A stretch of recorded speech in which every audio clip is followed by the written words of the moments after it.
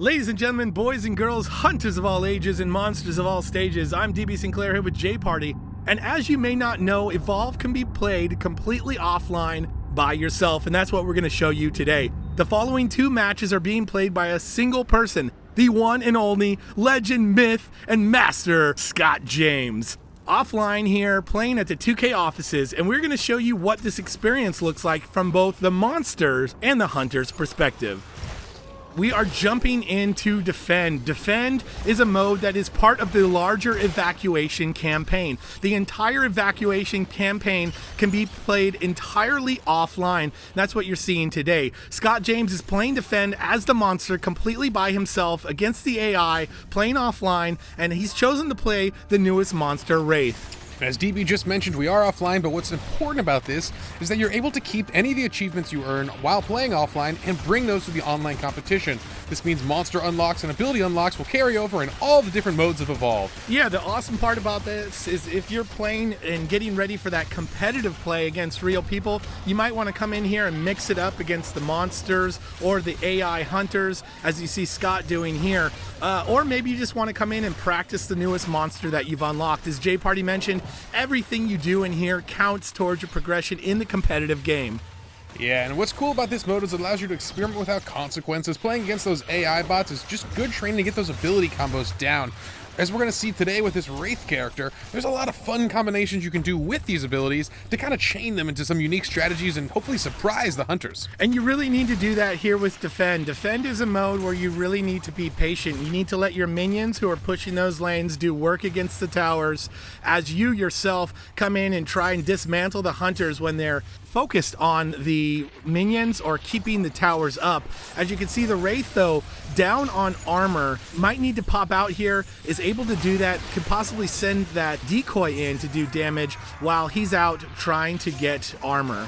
Yeah, perhaps the biggest unique mechanic of Defend is that the hunters are going to constantly respawn. There's no way to win this mode just from knocking out the hunters.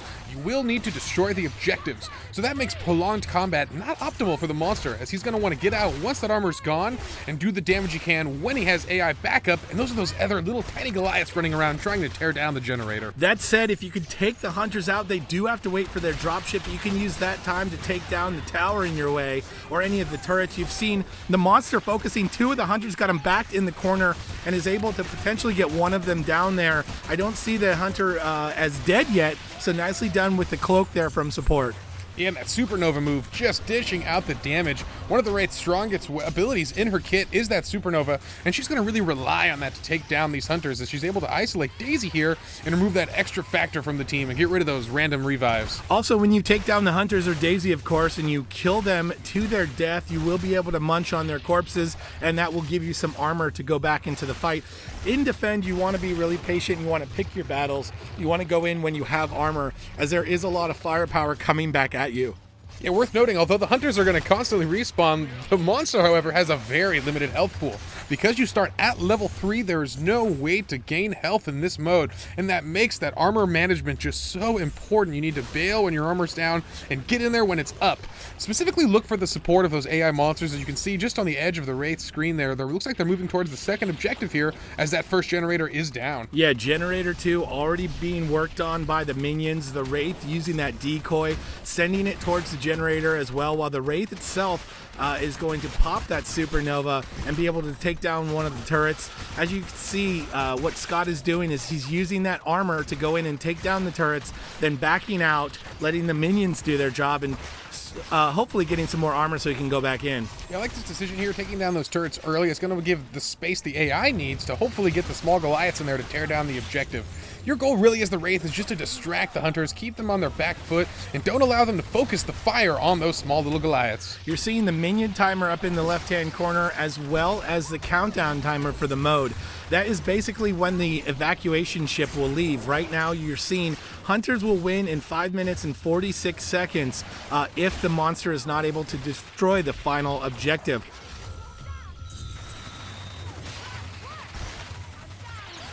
Popping the Supernova there is the Wraith. The Wraith going in on Bucket, trying to do some damage on the Hunter. Unleashes the decoy there, and the Hunter goes down. Yeah, you may be noticing the decoy actually is going to gain the current state of the Wraith, and that includes the Supernova ability. So you want to use that Supernova ability first, and then unleash that decoy, and it's going to do a tremendous amount of damage as he goes for that abduct there, but misses the Hunters. Yeah, the Wraith misses the abduction, but goes in for the Supernova. Is going to try and do some damage and push the Hunters off of the generator, because we know that the minions were back there doing work.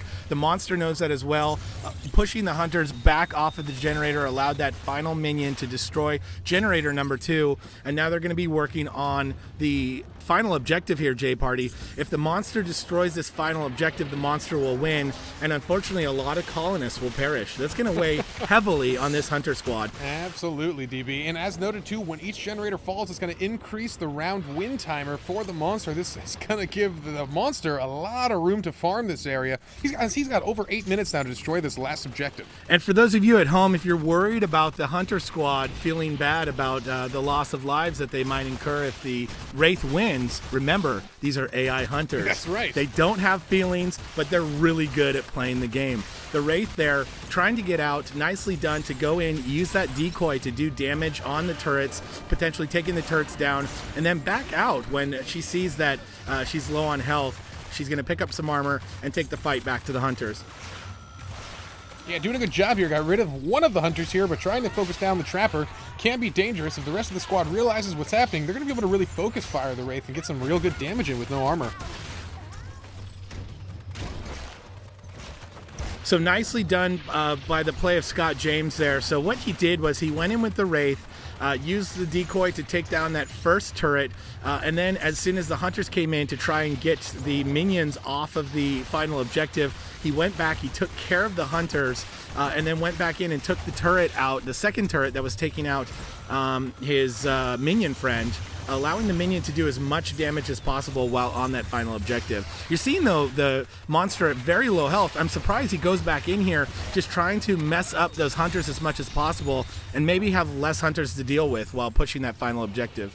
And that's such a good thing to practice here in the offline mode too. Test your limits, see how far you can really push it. You'd be surprised how much a monster can get done with very little health here. The Hunters are just so about the momentum, relying on keeping them on their back foot is such a strength here. The Wraith knows that one of the Hunters is down, and although the respawn timer is short in this mode, it is still existent, and that's going to give him the space he needs to hopefully destabilize the rest of the team and get an easy win with those AI monsters just tearing down the final objective. Just under 7 minutes is plenty of time to come back here, feed, gain that armor up as you see the monster doing.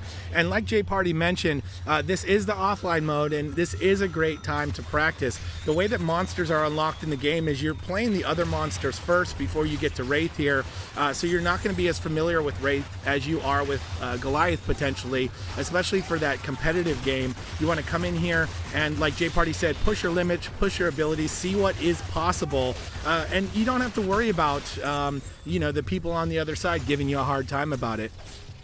Yeah, absolutely. And some of the cool strategies you see the Wraith using that decoy to send out, get the Hunters distracted, and then go for the sneak bounce on some unsuspecting prey there. And look at that attack, so perfect. Such a strong combo. Unfortunately, the AI is quick to respond and is going to shoot him right off their ally. He does shoot him off, but he gets that poke there with his little blade into the face of Hyde. Hyde goes down. He's going to eat Hyde. He's going to gain armor right from the Hunter there. That's another reason why in this mode you might want to take down a couple Hunters while you're fighting near the objective. You won't have to go so far back into the forest or jungle area to get your farm on and get your armor up.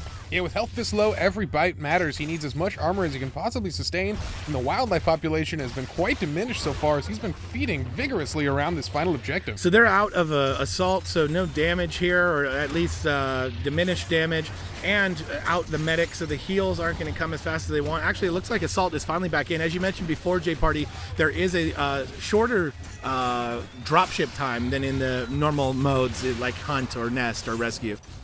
Yeah, and this objective getting real close, but the Wraith just as close. One mistake here, he could take a large hit to the face and end this round, but the AI still doing work on that final objective, and this could be a win for the Wraith. or the hunters here. Any way to go. Yeah, hard to tell. Nice abduction there, though, on Maggie the Trapper. Looks like he might be able to get Maggie down so low on health, though. I'm terrified for the Wraith right now. She needs to get out of there. Scott James is a smart monster player, though. He knows when he's reached his limits. Not so much when he plays the Hunter, though, Jay Parties. We've seen him been picked off. But as the monster player, nicely done. Uses that decoy to not be focused. Such a low sliver of health. Let's see what he can do here. As the minions working on the objective, doing a lot of work for him. Nicely done to keep the minions going by taking out the hunters and Daisy. And with health this low, it needs to be really aware of how many dashes he has. You see in the center of your screen, the indicator right over the crosshairs is those small little orange bars. That is his dash counter. He's only got 3 of those. It's a very limited ability, and then it must recharge after that. He's going to rely so heavily on this as he ducks around this combat and tries to get the final hits on the power relay. He does on one of the hunters. One of the hunters goes down. I think that was Bucket. 2 of the minions are still up. One of the minions is very low on health, but he already took out the turrets, so no turrets doing damage there. The minions continue to do work on the final objective as he's just keeping the hunters busy at this point. Yeah, trying to focus the medic there and also relying on taking out the support class. Wants to get rid of the utility on the team, and that's going to allow him to clean up the rest of the hunters with no real trouble, as this power relay is still clinging to life. Yeah, doing a great job there. Finally does that supernova, goes in on the medic, gets the medic down. The hunters right now struggling to try and get him down and out, but just hanging on for dear life with the rest of this little sliver of health. He's just going to go in on the back of the power relay now while the hunters are on the other side dealing with that final minion. And going into Supernova again, that should be able to do the damage that he needs to win. And sure enough, it is, Jay Party. Ladies and gentlemen, that is solo evacuation defend mode there, shown by the master of the monsters, as I like to call him, Scott James. Well done there. And now we're going to see the opposite, Jay Party. I'm pretty excited for that. We're going to switch over to a match of defend from the hunter's perspective. And the beauty of this is when he was playing the monster, he is stuck with that monster playing against the AI there. But now he's actually going to be able to hot swap between these hunters and play whoever he wants. Yeah, this is one of the coolest modes to play, and actually one of the most impressive modes to watch. You see a really good player is going to bounce between all 4 classes, use those long cooldown and key abilities to keep each other alive while they focus on the main character that they'd like to control, which in a lot of cases, it becomes very situational, and you can't have a standard. Yeah, very situational, even from the beginning here. As you see, he starts with Markov, he lays the mines down. Then he switches to Maggie, and he puts down the harpoon traps. And then finally here on Bucket, and he's putting those sentry guns down. He knows exactly how to lock down this area, or at least how he wants to, and he's doing that really well. Oh, nice move to put a little sentry gun on top of the rocks there. It's going to be hard for the monster to focus. And now it's up to him who he wants to switch between as it becomes even more situational based on how this fight goes. Yeah, trying to deal with those small little AI minions first, but then he notices Val is getting caught by the monster, and that's a rough thing. He can't switch in time. Val goes down here. We'll see if he tries to help Val up, but you probably don't want to play as one of the down hunters. Yeah, definitely not. He does switch indeed to Bucket. He's able to use that cloak to bring Val right back up. So nice move there by the support character.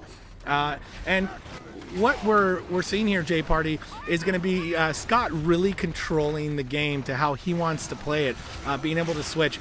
This is also a great way to check out the hunters you want to play, because you'll also be able to, once you have them unlocked, be able to switch between the hunters you want to see and put together your ideal lineup of hunters in this scenario, be able to practice them all, see what works best, and then go back and take this out to the real world. Yeah, that's absolutely my favorite aspect of it, is just testing some of the weirder combinations of hunters, as we never really know what are the strong combinations, and that's on purpose here. We want the experimentation, we want the practice, mix and matching all the different groups together, and finding out what works for you and your playstyle. Yeah, it's pretty cool too with this defend mode.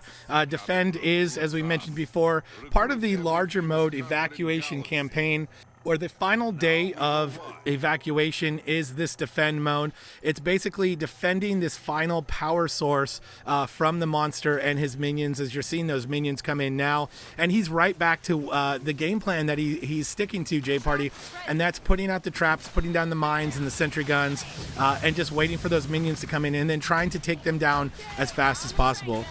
Yeah, relying on a lot of this AoE, I can see why he likes Bucket. Those rocket launchers are going to allow him to do damage to both of those tiny little Goliaths at the same time. That's going to help him wear down those monsters. You know, this mode is perfect for the player that has an idea of, their ideal situation and the ideal team they want to put together. This is going to allow them to come in and work on those and maybe take that information back to their friends and say, hey, I was in defend mode, I was playing it, I was working through the different hunters, and I found this this 4 that worked really well. Let's try that out. Yeah, absolutely here, DB. It's interesting playing on the medic a lot here. Wants to just give vision to himself there, so when he switches between characters, he's not going to be confused. He's going to know exactly where the monster's at here.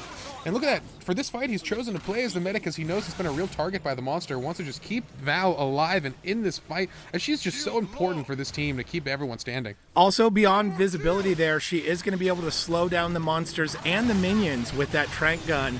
Doing a nice job of that there. The longer you can slow down any of those 3 enemies, the more damage you can do to the rest.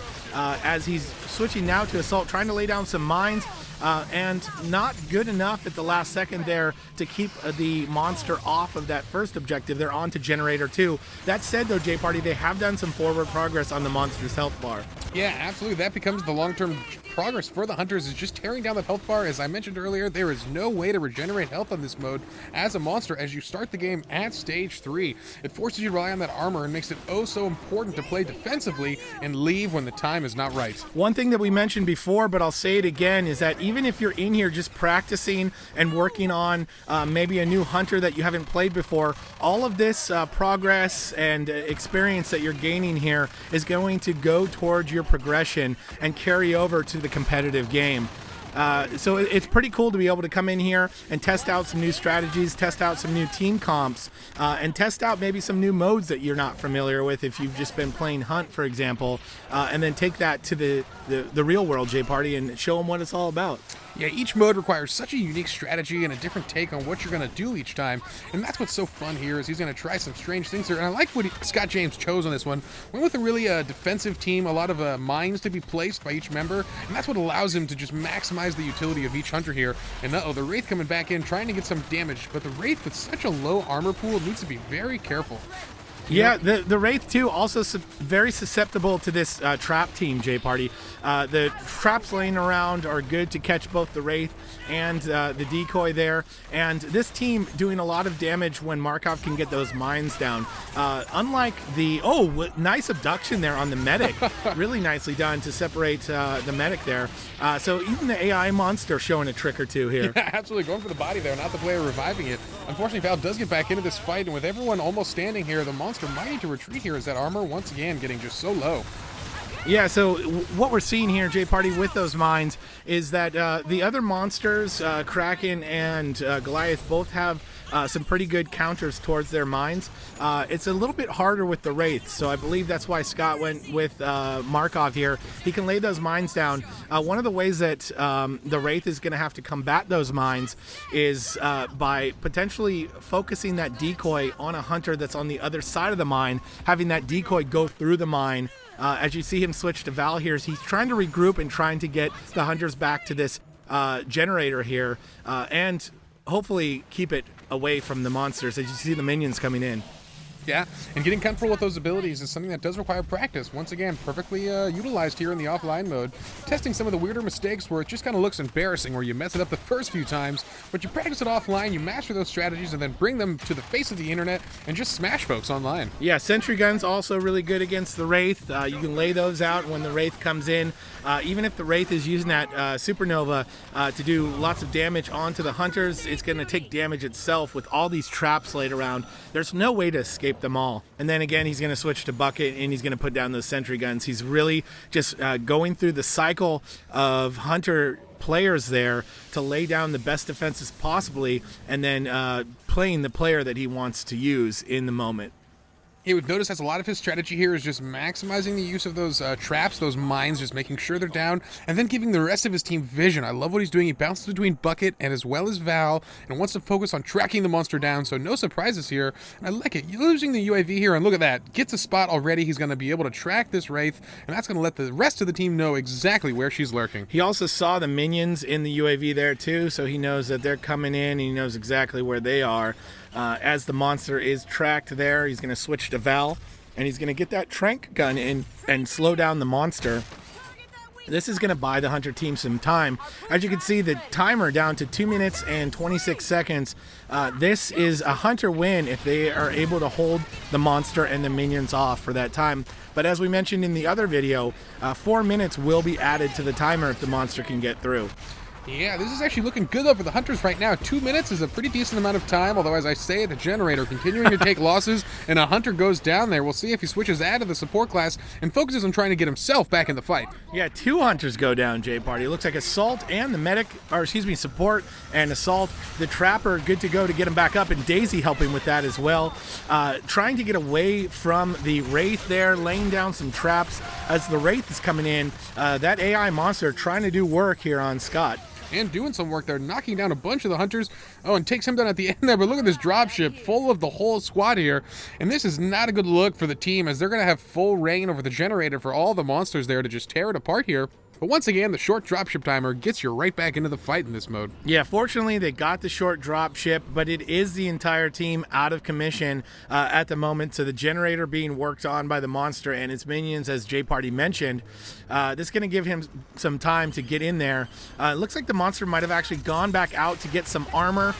Sends in the decoy first. The decoy can do a lot of damage. I'm not sure if they trapped the decoy or the monster. Maybe they got both, J-Party. Only time will tell.